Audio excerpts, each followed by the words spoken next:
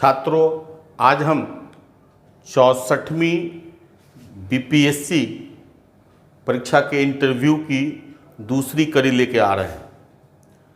जैसा कि संचार तंत्रों से आपको पता चल ही गया होगा कि रिज़ल्ट 14 या 15 जुलाई को आने की संभावना है। इस कारण अब इंटरव्यू की तैयारी में सतर्कता और सजगता बरतने की ज़रूरत है, जिससे कि हम निर्णायक सफलता प्राप्त करें। इंटरव्यू में सफलता के लिए दो पक्ष सबसे महत्वपूर्ण होता है, एक ज्ञान पक्ष और दूसरा दृष्टिकोण पक्ष। आज हम आपको बताएंगे कि ज्ञान पक्ष की तैयारी हम कैसे करेंगे और दृष्टिकोण पक्ष की तैयारी कैसे करेंगे। इससे पहले मैं एक बता दूं कि छात्रों का ज्यादा झुकाव ज्ञान पक्ष की ओर होता है और दृष्टिकोण पक्ष में उतना झुकाव नहीं होता है।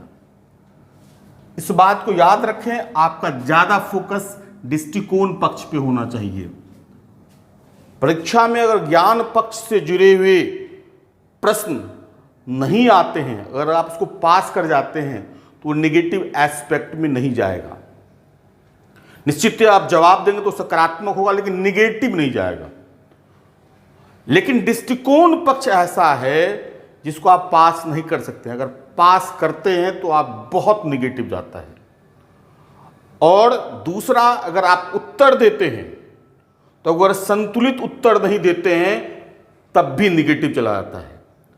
मेरे अनुसार 70% प्रशासनिक अधिकारियों की सफलता के लिए दृष्टिकोण पक्ष का मजबूत होना बहुत ज़्यादा जरूरी है।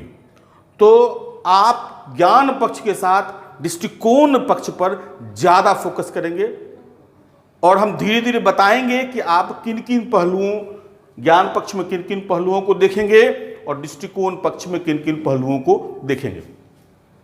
ज्ञान पक्ष में होता है विषय, दूसरा समसामयिकी और तीसरा परिभाषिक शब्द। अब विषय तो एक पहला नंबर पे आप रख लें विषय में कि आपका ऑप्शनल विषय क्या है। ऑप्शनल विषय क्या है, ठीक है। और ऑप्शनल विषय के बेसिक नॉलेज आप रखेंगे, बेसिक नॉलेज। और ये ध्यान में रखेंगे कि बेसिक नॉलेज को ध्यान में रखने में के लिए कि इसमें लगभग हर एक चैप्टर कवर होना चाहिए। क्यों? तो इंटरव्यूअर ये नहीं अपेक्षा करता है कि आपने मेंस में छांट के लिखा है तो आपकी तैयारी छांट करके है। वो आपको कहीं से भी पूछ सकता है। तो ऑप्शनल की तैयारी डीप ना हो तो बेसिक नॉलेज हर एक चैप्टर से होना चाहिए। अब उदाहरण के रूप में देखें, अगर कोई हिस्ट्री ऑप्शनल का स्टूडेंट है, ठीक है, तो हिस्ट्री से जुड़े हुए बेसिक नॉलेज, जैसे इतिहास क्या है, ये जानना चाहिए। इसके अलावा अगर आप गौर करेंगे तो जैसे मान लीजिए बिहार के संदर्भ में 1857 के विद्रोह के समय के 5 विद्रोहियों का नाम बताएं, 5 स्थलों का नाम बताएं, 5 इतिहासकारों का नाम बताएं, बिहार के 5 इतिहासकारों का नाम बताएं। इससे जुड़े हुए प्रश्न आते हैं, या जो पर्सनालिटी हुआ, जैसे प्राचीन काल, मध्यकाल, आधुनिक काल, विश्व इतिहास, कौन सा काल आपको बेहतर लगता है और क्यों लगता है। जब आप अगर कहेंगे प्राचीन भारत तो क्यों, तो वो पूछा जाएगा। और फिर उस काल का आपको सर्वश्रेष्ठ शासक कौन था वो पूछा जा सकता है, सर्वश्रेष्ठ व्यक्तित्व कौन था वो पूछा जा सकता है। लेकिन इसमें आप बेसिक नॉलेज रखेंगे, या अब हिंदी में ही हुआ तो एक तो आपके सिलेबस में जो जो टॉपिक हैं तो उससे जुड़े हुए रचनाकारों की अन्य रचनाओं को भी आप ध्यान में रखेंगे और उसके जो रचना है उसके बेसिक नॉलेज को आप देखेंगे। उसी तरह मैथिली में भी बेसिक नॉलेज को आप उसको देखेंगे। जैसे अगर मान लिया प्रेमचंद की कहानी से पूछा जाएगा तो आपको प्रेमचंद की कुछ कहानियों का नाम याद होना चाहिए, या प्रेमचंद का जन्म कहाँ हुआ वो ध्यान में रहना चाहिए, जो बेसिक थॉट है। या साहित्य क्या है, भाषा क्या है, ठीक है, साहित्य और भाषा में क्या संबंध है। तो जो बेसिक नॉलेज का जो टॉपिक है उसको आप ऑप्शनल में हम अगले क्लास में डिटेल बताएंगे हर एक ऑप्शनल के हिसाब से। तो basic knowledge of optional subject ये आपको तैयार रहना चाहिए। दूसरा, बेसिक नॉलेज ऑफ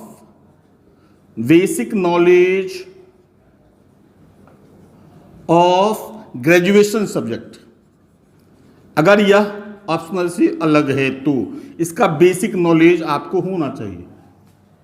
जैसे बहुत सारे छात्र साइंस बैकग्राउंड के होते हैं, फिजिक्स, केमिस्ट्री, बायोलॉजी के, लेकिन ऑप्शनल में वो ह्यूमैनिटीज के कोई सब्जेक्ट रख लेते हैं, लिटरेचर के सब्जेक्ट रख लेते हैं, और उनसे ग्रेजुएशन से अगर ग्रेजुएशन जो जिस सब्जेक्ट से होता है या ऑनर्स होता है उससे प्रश्न पूछे जाते हैं, लेकिन वो बेसिक होता है, 9th-10th क्लास के बेसिक क्वेश्चन पूछे जाते हैं। तो उसमें बहुत डीप नहीं जाना है, लेकिन हर एक चैप्टर से बेसिक नॉलेज आप रखेंगे। जैसे लाइट क्या है, लाइट के प्रयोग से जुड़े हुए अगर फिजिक्स वाले हैं, बायोलॉजी में या एनवायरनमेंट में जो बेसिक टर्मिनोलॉजी है, बेसिक समझ है, उसको आपको जानना होगा। जनरली पूछ दिया जाता है फादर ऑफ फिजिक्स कौन है, फादर ऑफ केमिस्ट्री कौन है, तो वो आप बेसिक चीज़ों को अगर आप ध्यान में रख लेंगे तो भी टेंशन नहीं होगा।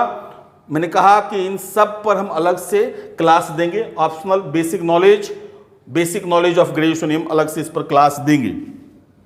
तीसरा जो है जॉब प्रोफाइल, अगर आप कोई जॉब में हैं तो उसके जॉब प्रोफाइल के बारे में भी बेसिक नॉलेज आपको होना चाहिए, बेसिक नॉलेज होना चाहिए, ठीक है।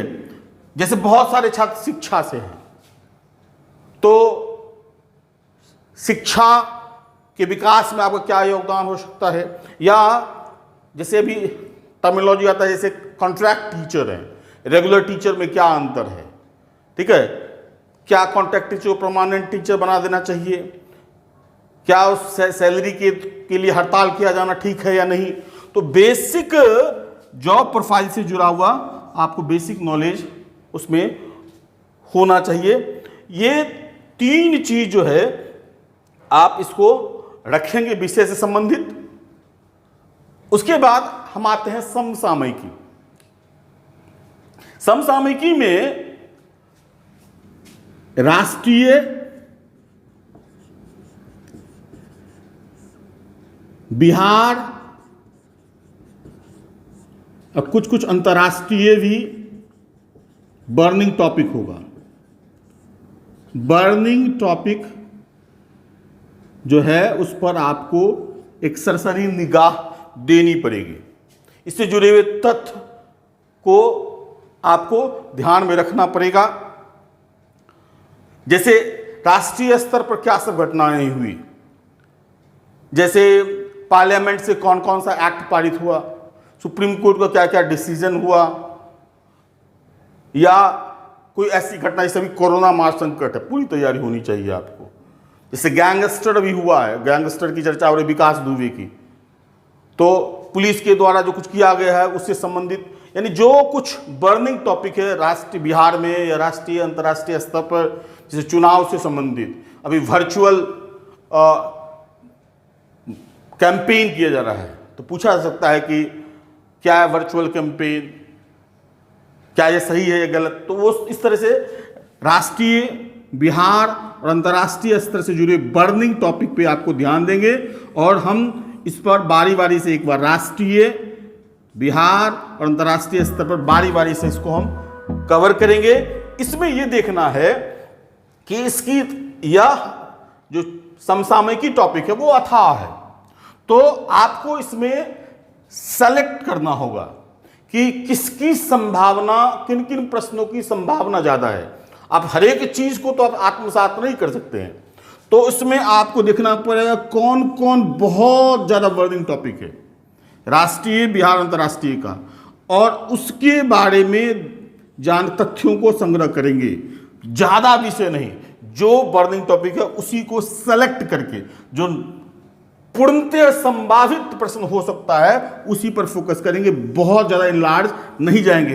वैसे भी मैंने कहा कि आपको ज़्यादा ध्यान देना इधर, इसमें अगर आपको नहीं भी आता है तो आप पास कर जाएंगे, तो आपको उतनी समस्या नहीं होगी। तीसरा है परिभाषिक शब्द। इस चीज़ को ध्यान में इसलिए रखा जाए कि इंटरव्यू बोर्ड में, बीपीएससी में ऑप्शनल बेस्ड या ग्रेजुएशन बेस्ड कोई स्पेशलिस्ट इंटरव्यूअर नहीं होते हैं। कोई हिस्ट्री के हैं विशेषज्ञ होते हैं या कोई पॉलिटी से जुड़े हुए हैं, तो जरूरी नहीं है वहां पे उसी स्टूडेंट को दिया जाएगा जो हिस्ट्री और पॉलिटी से जुड़े हुए हों। अगर साइंस वाला भी जाएगा, ज्योग्राफी वाला भी जाएगा, तो वो जो इंटरव्यूअर हैं उनकी एक प्रकृति होती है, हम वो प्रश्न पूछेंगे। और खास के जो परिभाषिक शब्द पॉलिटी से जुड़े हुए होते हैं या हिस्ट्री से जुड़े हुए होते हैं, वो पूछेंगे ही पूछेंगे। मैंने कई लोगों को, कई छात्रों को जो इतिहास के स्टूडेंट नहीं है उनसे पूछा गया कि 1857 के विद्रोह के 5 सेनानियों का नाम बताइए, 1942 के जो है बिहार के नेताओं के बारे में नाम बताइए। ये इंटरव्यू बोर्ड में पूछा गया है। और पॉलिटी से जुड़े हुए कई प्रश्न आते हैं, जैसे राष्ट्रीयता क्या है, नागरिकता क्या है, राज्य क्या है, मानवाधिकार क्या है, नीति निर्देशकता तो मौलिक अधिकार में क्या अंतर है, मौलिक कर्तव्य क्या है। तो ये इन चीजों से जुड़े हुए प्रश्न जो परिभाषिक शब्दावली हैं वो आप हिस्ट्री और पॉलिटी से जुड़े हुए आपको तैयार करना होगा, ठीक है।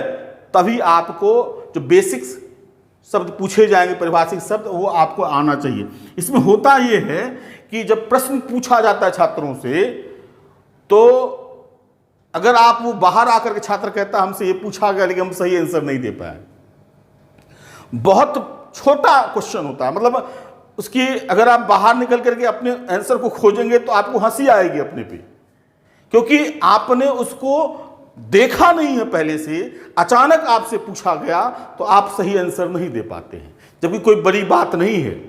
तो वैसे छोटे छोटे परिभाषिक शब्द इतिहास से जुड़े हुए, पॉलिटी से जुड़े हुए, इकोनॉमिक्स से जुड़े हुए, वो आपको ध्यान में रहने चाहिए, क्योंकि इंटरव्यू बोर्ड में वो अलग अलग विषय के होते हैं, तो वो उनकी इच्छा होती है कि हम अपने विषय से संबंधित क्वेश्चन पूछें।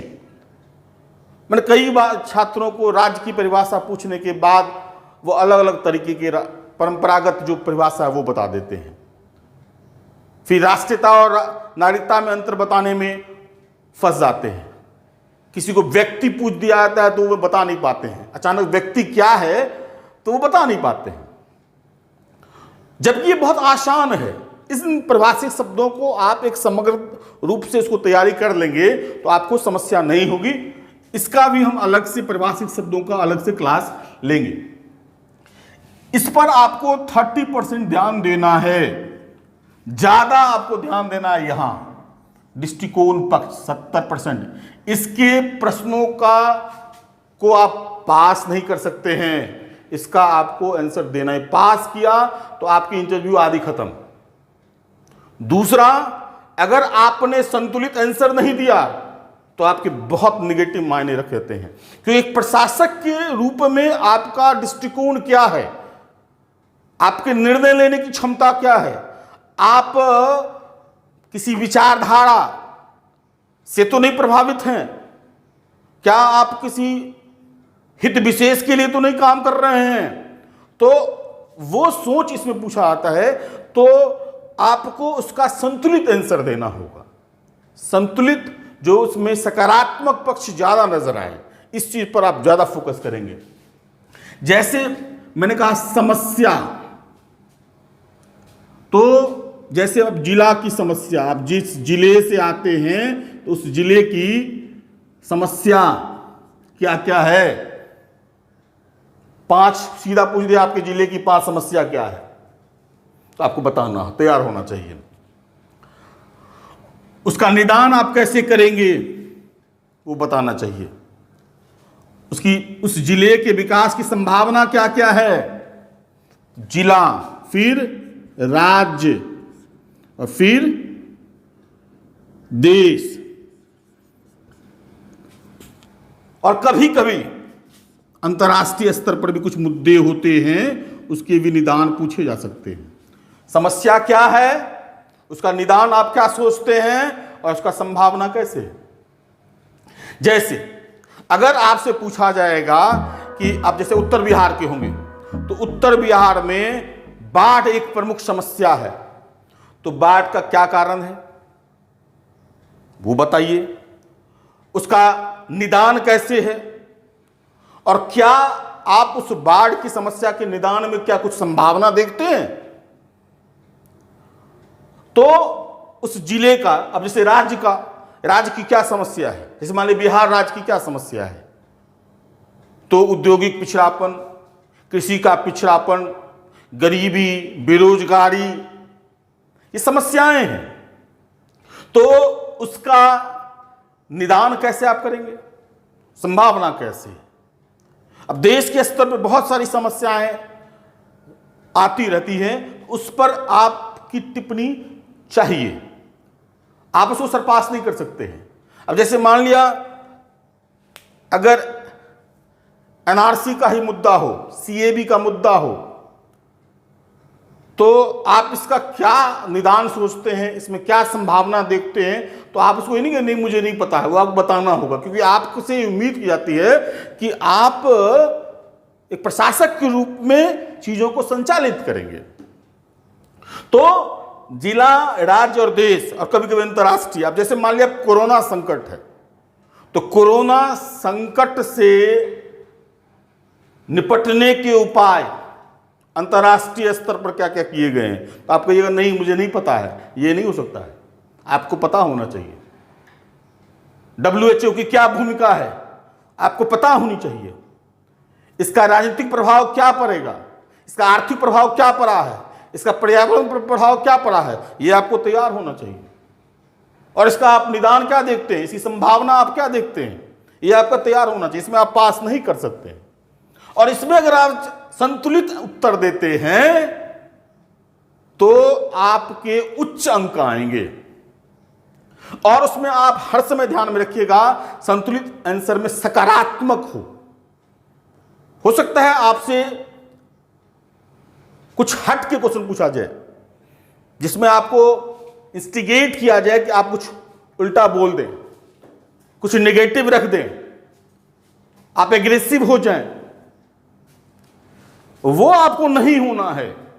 एक संतुलित तैयारी करनी होगी, और इसीलिए इसकी अगर आप पहले से तैयारी नहीं करेंगे, आपके जिले की क्या समस्याएं हैं, उसका क्या निदान हो सकता है, आपके जिले में क्या क्या संभावना है विकास की, राज्य की क्या स्थिति है, देश की, इसकी अगर बढ़िया से पहले से तैयारी संतुलित रूप से आप नहीं करते हैं, तो आपको इंटरव्यू बोर्ड में आपको समस्या हो जाएगी।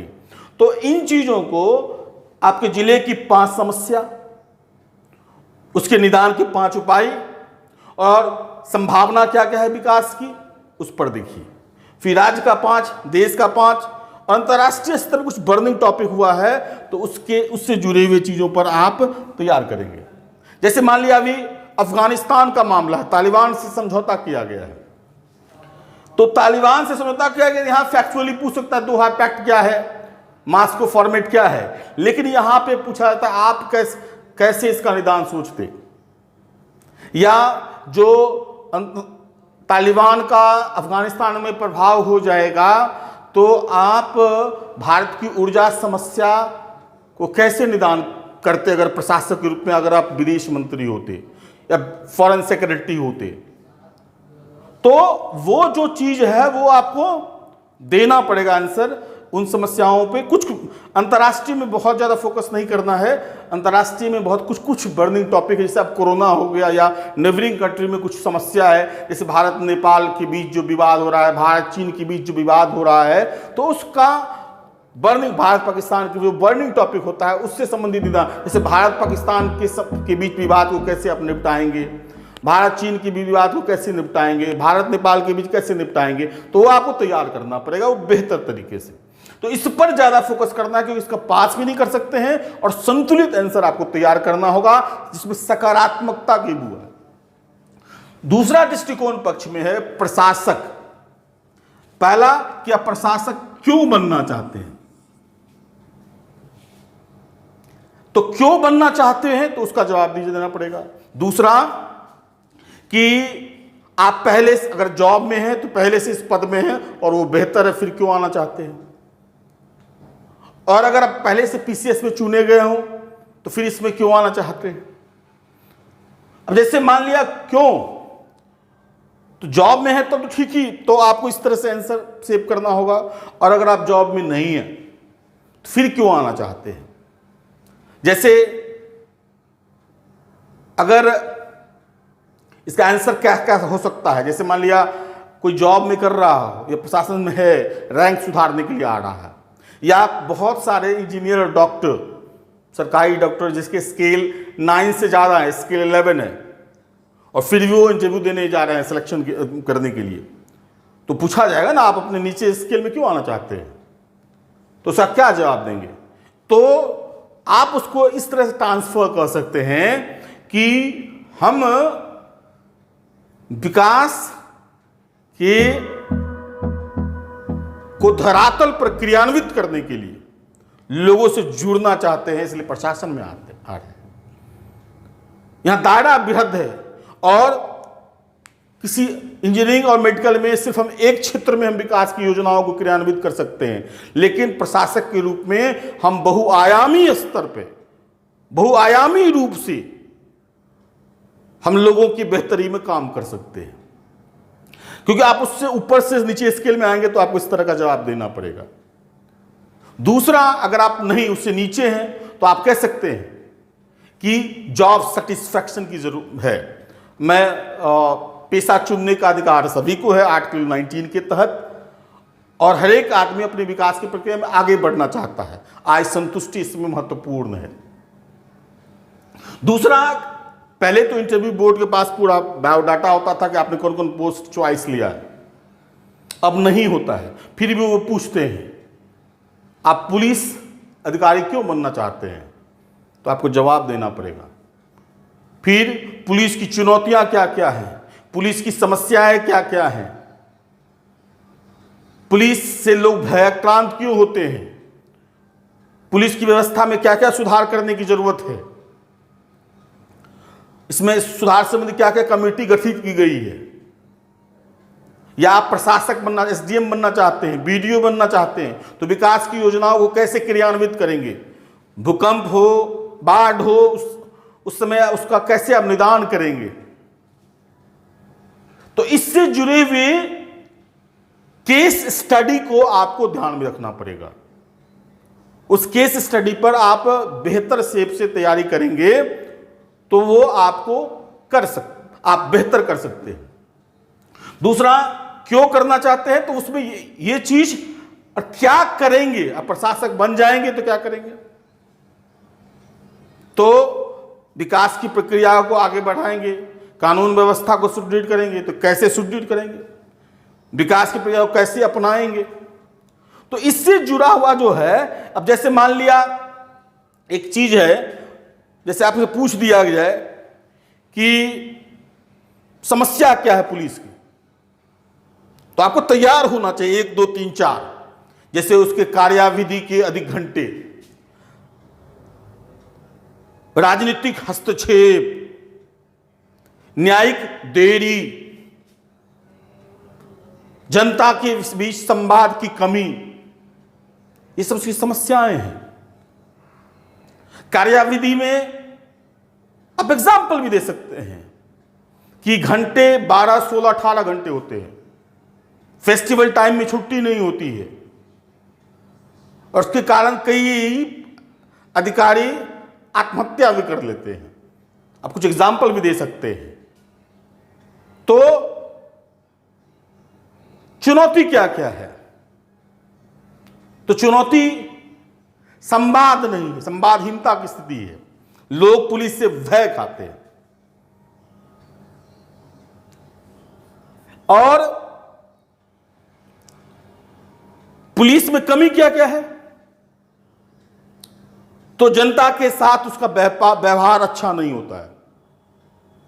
महिलाओं और निम्न वर्गों के प्रति वो संवेदनहीनता का रखते हैं, संवेदनहीनता का प्रस्तुत करते हैं, एफआईआर दर्ज नहीं करते हैं। तो ये सब बताना पड़ेगा। तो आप कैसे प्रशासक के रूप में आप कैसे विकास की योजनाओं को करेंगे? अगर पुलिस होते हैं तो कानून व्यवस्था को कैसे आप सुदृढ़ करेंगे? कैसे लोगों को अपने और मोड़ेंगे जिससे यह लगे कि आप जनता के सेवक हैं, मालिक नहीं। तो प्रशासक क्यों बनना चाहते हैं और प्रशासक बनके क्या करेंगे, इसका आंसर आपको आना चाहिए। और उससे जुड़े हुए प्रश्न को आप पास नहीं कर सकते, तो इसकी बेहतर तैयारी करेंगे। तो इसमें मेरा ये मानना है कि समसामयिक पक्ष या पारिभाषिक शब्द ये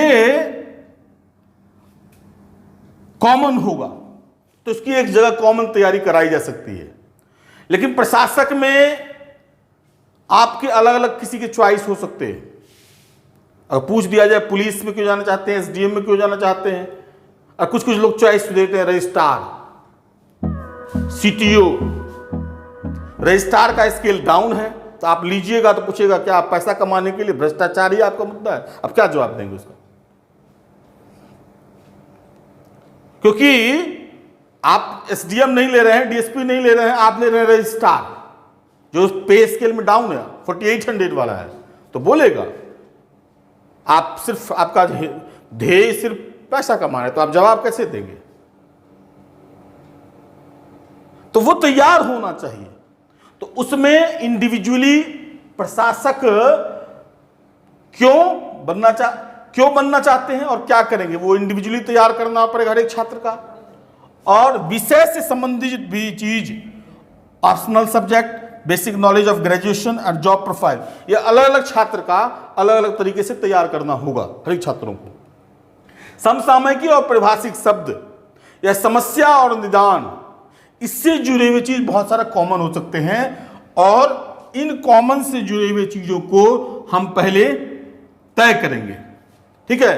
और प्रशासक क्यों बनना चाहते हैं और क्या करेंगे, अलग अलग क्लास देंगे। लेकिन जो क्लास सामूहिक होगा, कॉमन होगा, उसके तो वीडियो क्लासेस दिए जाएंगे, रेगुलर दिए जाएंगे मेरे द्वारा, पीडीएफ में मटेरियल भी दिए जाएंगे। लेकिन हर एक का इंडिविजुअल प्रोफाइल अलग होगा।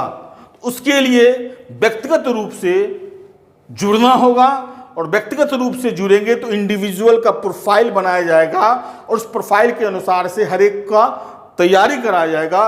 लगभग 1 महीने की तैयारी करने के बाद ही हम मॉक इंटरव्यू के लिए लोगों को प्रेरित करेंगे। क्योंकि जब तक आप इंडिविजुअल प्रोफाइल तैयार करके इन चीज़ों को संग्रह नहीं कर लेंगे, आपके मॉक इंटरव्यू देने से कोई फायदा नहीं होगा।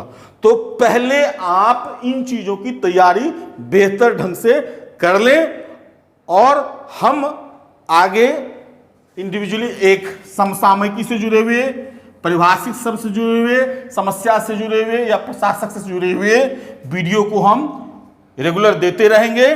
और ये जो है बेसिक ये है, तो हम कुछ कुछ सब्जेक्ट से जो कॉमन सब्जेक्ट है उसका हम दे देंगे, कुछ कुछ बेसिक कॉमन सब्जेक्ट का दे देंगे। अगर किसी छात्र को इंडिविजुअली अलग अलग सब्जेक्ट होगा तो उसको संपर्क करना पड़ेगा। तो हम उस इंडिविजुअली उस छात्र के अनुसार से हम बायोडाटा बना के, प्रोफाइल बना करके उसके समस्या का निदान करने की कोशिश करेंगे। आप गंभीरता से तैयारी करें, बहुत ज़्यादा सीट है। अगर आप गंभीरता से तैयारी करेंगे तो आपको निर्णायक सफलता प्राप्त करने से कोई रोक नहीं सकता है। धन्यवाद।